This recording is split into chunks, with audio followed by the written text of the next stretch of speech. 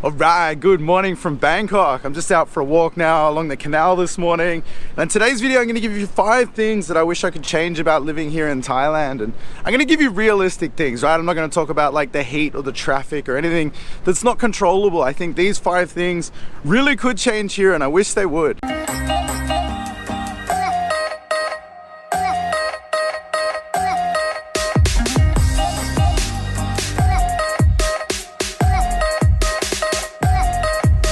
So number 1, and this is one that really bums me out here in Thailand, is that there's litter everywhere. Let me give you a look.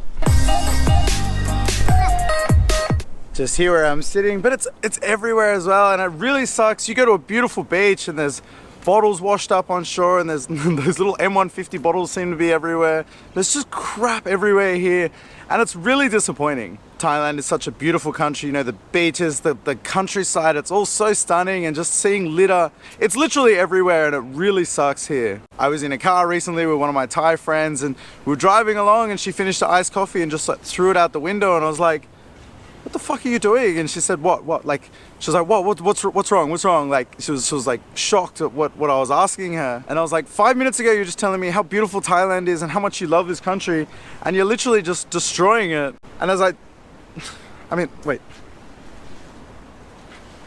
As I sit here and look, like this is a toothpaste thing. Like someone's bought this from their house down to here and thrown it out. Like it makes no sense to me. I know an argument can be made. It's really hard to find a bin here, and it is. But you know, I lived in Korea, I've been to Japan many times. It's impossible to find a bin there, but still there's no litter in these places. A few tips for if you're in Thailand and trying to find a bin: out the front of 7-Eleven, there's always a bin. In a subway station or a BTS station, before you go in, there's always a bin there as well.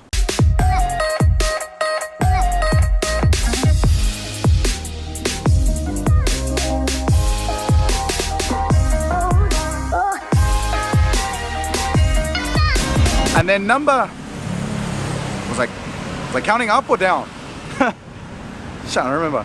Number B is the sidewalks, and like if you've been here, you know the sidewalks, they're crazy, they're a mess. And like, I understand there's a massive job to be able to fix the sidewalks everywhere, but I do feel like it's something that can be done in stages. So to give you a little context, this whole area behind me here was just recently repaved, and if you can see, these are all new tiles along here, and they're still wonky. So then to add to that, when they were doing that, they actually pulled up half this sidewalk as well at the same time. And when they pulled it up, I was like, oh great, they're gonna sort of smoothen it out and then like add these tiles back. So these tiles are only quite thin, and there's just a layer of dirt underneath. But they didn't flatten the dirt when they put the tiles back down. They basically just put them down where they were before. And it's almost like it's worse now because they put them back down in a different order. It's so bad along this little strip here. Then where these tiles meet the sidewalk, that's all like kind of wonky as well. And then at the end, oh, this is a total disaster. There's just like this random little step along here as well.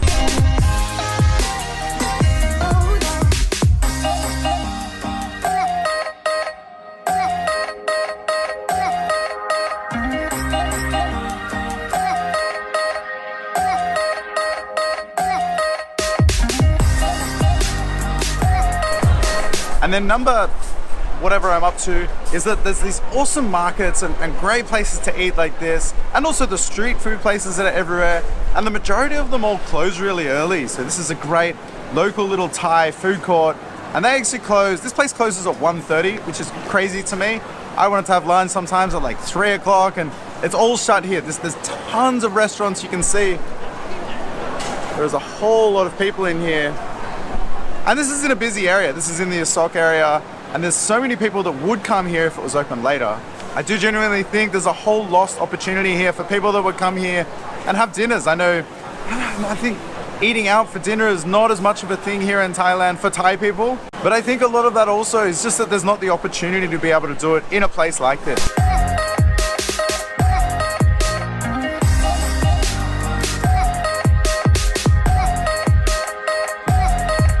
And then number whatever, I don't think it really matters at this point. I'll probably edit them in a different order anyway, but number whatever is plastic. Now, I've talked about this before, so I won't harp on about it too much, but like, you order something from 7-Eleven, plastic bag, plastic cutlery wrapped in plastic straws wrapped in plastic, plus, I mean, I use these, I like these little oyster sauce and fish sauce things, but you get chili and salt, chili and sugar wrapped in plastic, ketchup, plastic wrapped in plastic, noodles, plastic noodles, well, the noodles aren't plastic, but they're in a plastic tub that's wrapped in plastic, and it's just so much plastic. Now, just a quick disclaimer, most of this is a prop. I've used this before in my last videos. I haven't gotten any more.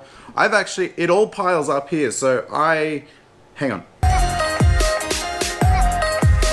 Every time I order from Grab, I select the little button that says like, do not send me cutlery, like no cutlery, and I still have like a million chopsticks, knives, forks, plastic crap wrapped in plastic. So I get, so during COVID, these were all plastic wrapped in plastic to stop the spread of COVID, to stop them being in like a communal thing where people would grab. So I get that, but these just, they pile up. So I've tried to give these back. So there's a little street food place that I eat at just near here.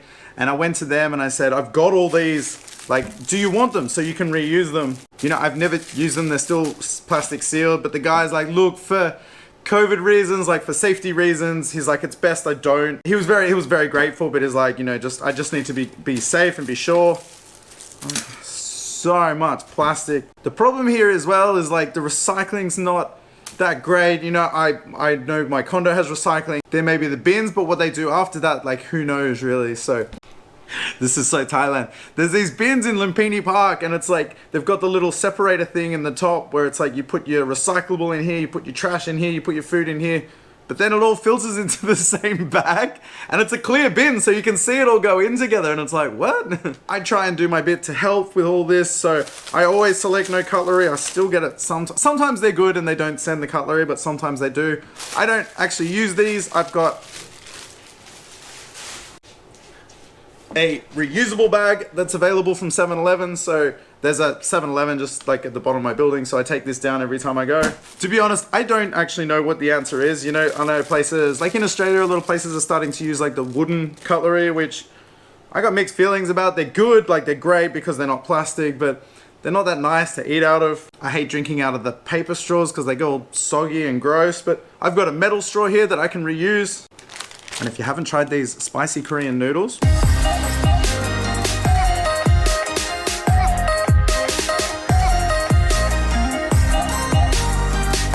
and then the last one, and this one is super frustrating, and that's the exploitation of tourists. So over the last year of me living here, I've noticed so much change from when there was no tourism to when tourism resumed. If you saw my video I did just a few days ago about the taxi scams, that's a thing now. I used to be able to take taxis and they would just put the meter on and drive with no issues. But now that tourism is resuming, it's really difficult to get a taxi and to get them to just turn on the meter straight away. I think the main issue with this is these guys are going to end up shooting themselves in the foot, right? It's going to get to a point where people don't take taxis anymore, they just use Bolt and Grab, and they're ultimately going to end up with no business at all. Another thing that's really annoying here is the dual pricing, and this actually irritated me even more when there was no tourism because I was still like subjected to it. I'll give you an example. I went to a national park one time with Cynthia, and she paid 20 baht to get into the national park, and I had to pay 200 baht to get in. Now, this national park was not something like a botanic gardens or anything that had like a team of staff looking after the place. We literally walked through a little bushwalk to get to a waterfall, so there was no people there was no upkeep, there was no cost involved in maintaining this place. But yet, for some reason, I still had to pay 10 times what she paid to get in just because I'm not a Thai person.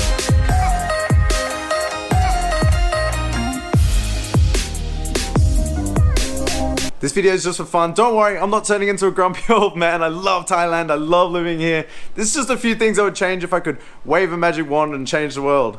Good vibes.